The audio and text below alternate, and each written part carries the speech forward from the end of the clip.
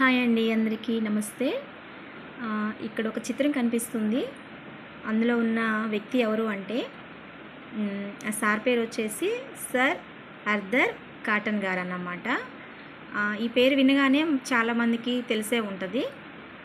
ఈయన వచ్చేసి మరి ఇంగ్లాండు వ్యక్తి అన్నమాట. అయితే బ్రిటిష్ ఇంజనీర్ అన్నమాట ఈయన.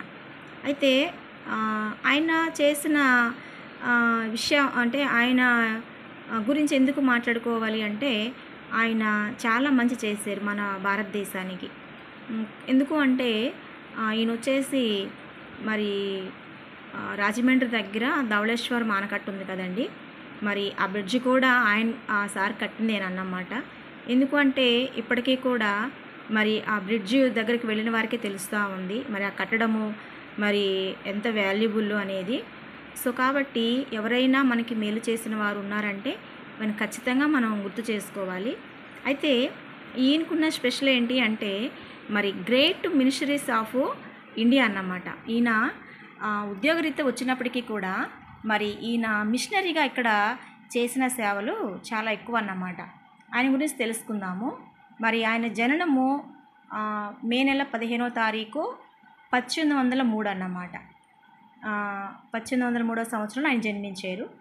ఆయన మరణము మరి జూలై 24వ తారీఖు 1899. మరి ఆయన జన్మస్థలం ఏంటంటే ఇంగ్లాండు.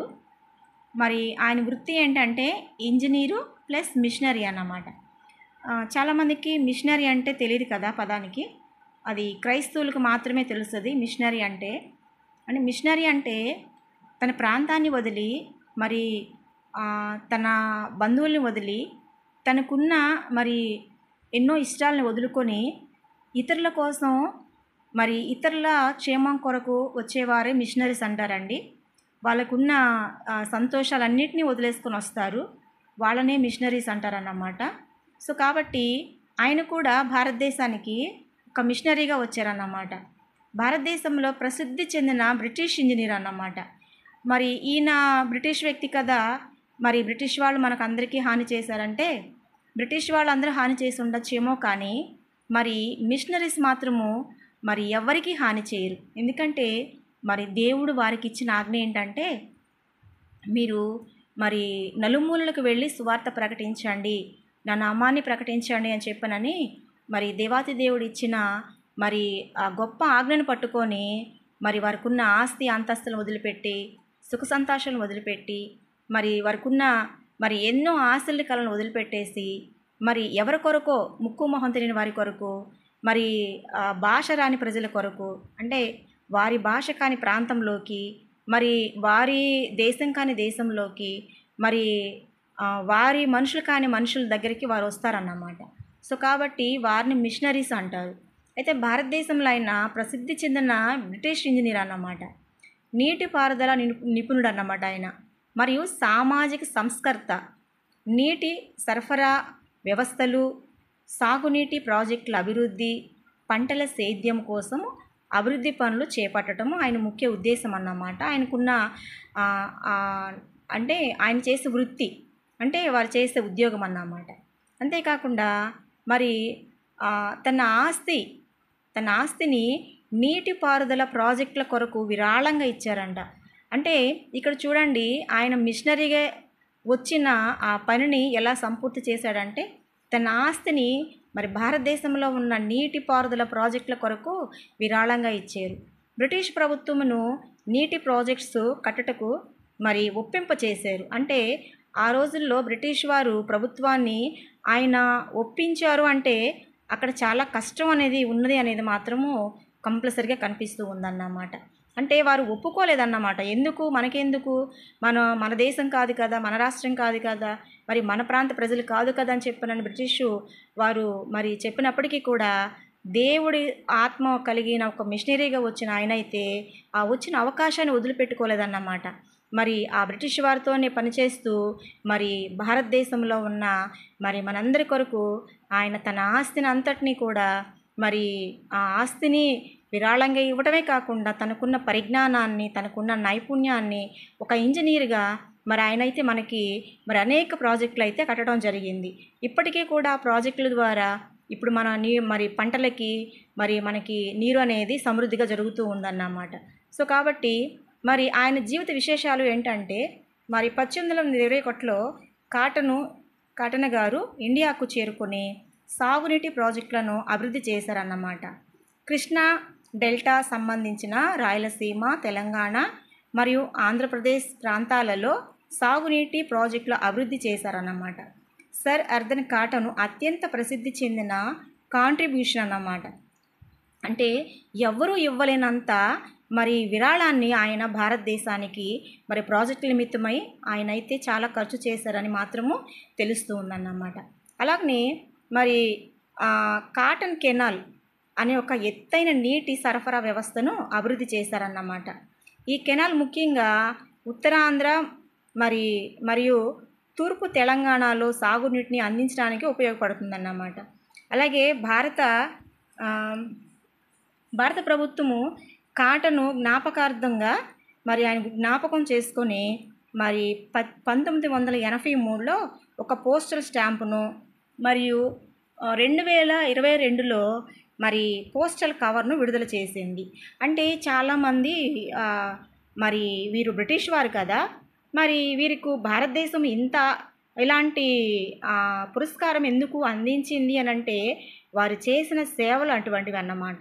సో కాబట్టి చాలామంది ఉంటుంటారు, మరి బ్రిటిష్ వారు మన దేశానికి వచ్చారు, వారి మతాన్ని తీసుకొచ్చారని చెప్పానని చాలామంది అంటే కాలగతులలో ఎన్నో మరి దశాబ్దాలుగా ఎంతోమంది మరి జనరేషన్లు వచ్చి వెళుతున్నప్పుడు అసలు ఏం జరిగింది మన చరిత్రలో మరి ఎవరు వచ్చారు, వారి వల్ల మనకు ఉపయోగం ఏం జరిగింది, మనకు నష్టం ఏం జరిగింది, ఎవరి వల్ల ఉపయోగం జరిగింది, ఎవరి వల్ల నష్టం జరిగింది అని చెప్పనని తెలుసుకునే క్రమంలో ఎవ్వరూ పాటించట్లేదు. కానీ ఒక బ్రిటిష్ అని చెప్పనని మరి దేవుని దగ్గరికి వచ్చేటప్పటికి మరి మతం అంటూ చాలామంది మతాన్ని పూస్తున్నారు.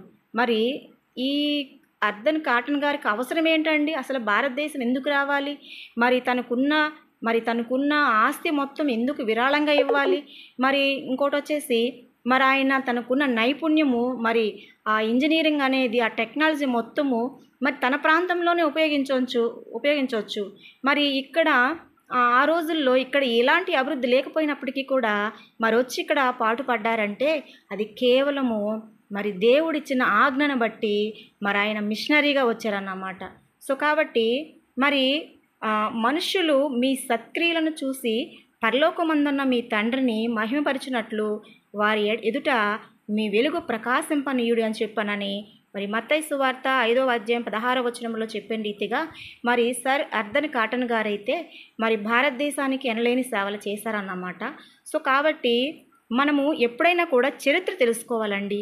ఇప్పుడున్న జనరేషన్కి అసలు మరి చరిత్ర అనేది లేదన్నమాట. చరిత్ర అనేది లేకుండా మరి ఆ చరిత్రను మరి ఎంతవరకు చరిత్రని పిల్లలకి ఇప్పుడు వచ్చిన జనరేషన్కి తెలియకపోవటం అనేది నాకైతే అర్థం కాని పరిస్థితి.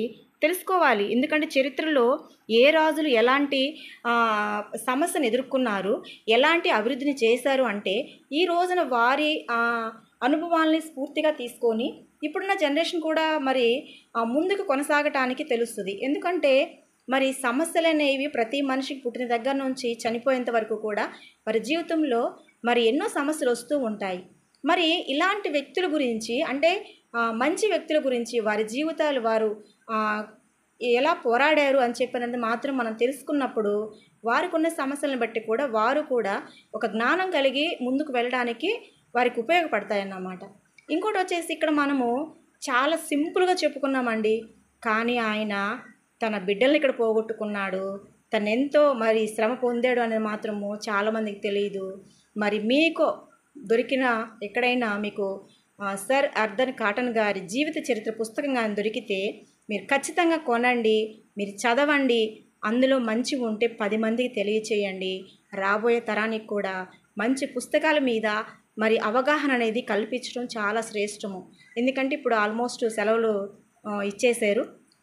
సో కాబట్టి వాళ్ళు పిల్లలు వ్యర్థంగా సెల్ ఫోన్లు టీవీల ముందు కూర్చొని మరి వ్యర్థమైన వాటి చూడకుండా మరి గొప్ప గొప్ప వ్యక్తుల గురించి తెలుసుకున్నప్పుడు అరే మనకు భారతదేశానికి ఇంతమంది వచ్చారా, మరి ఇంతమంది బ్రిటిష్ వాళ్ళు కూడా చాలా మంచి మేలు చేశారా అని చెప్పనని చాలామంది తెలుసుకుంటారండి. కాబట్టి ఇప్పుడున్న పరిస్థితుల్లో కుటుంబాల్లో ఉన్నవారే మంచివారు చెడ్డవారు ఇద్దరు ఉంటున్నారు.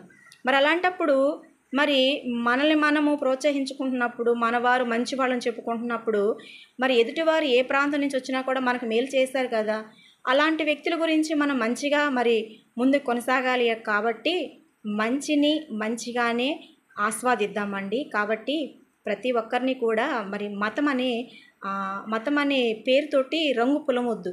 ఆ రంగు పులివినా కూడా, ఎందుకంటే అది దేవుని ఆజ్ఞకి లోబడిన వారికి ఆ రంగు అనేది పులివినా కూడా ఉండదన్నమాట. సో కాబట్టి మరి ఇలాంటి వారి గురించి తెలుసుకొని అనేక మందికి మనము తెలియచేయటం అనేది, మరి మనం తెలుసుకొని ముందు కొనసాగటం అనేది చాలా చాలా శ్రేష్టమైన సంగతులు. మరి నాకు ఈ రోజున నాకు ఈ సార్ గారి గురించి నాకు కొన్ని విషయాలు తెలుసుకున్నప్పుడు నేనైతే చాలా హ్యాపీగా ఫీల్ అయ్యాను. ఇంకా ఆయన గురించి ఇంకా తెలుసుకుంటాను. ఓకే అండి, అందరికీ బాయ్.